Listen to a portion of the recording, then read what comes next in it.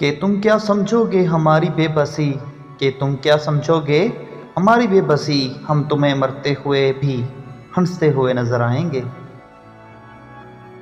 تیری خیریت کا ہی ذکر رہتا ہے دعاؤں میں، مسئلہ صرف محبت کا ہی نہیں فکر کا بھی ہے۔ ہماری زندگی میں وہ شخص سب سے بہترین ہوتا ہے جو ہمیں اس وقت سمجھتا ہے جب ہم خود بھی اپنے آپ کو سمجھ نہیں پاتے۔ جنازہ ہمارا روک کر وہ اس انداز سے بولے، میں نے تو صرف دل سے جانے کو کہا تھا، تم دنیا ہی چھوڑ چلے۔ پتہ ہے اس کا آخری جملہ کیا تھا؟ مجھ سے پوچھ کر کی تھی محبت۔ دنیا فریب دے کر ہنرمند ہو گئی، ہم اعتبار کر کے گنہگار ٹھہرے۔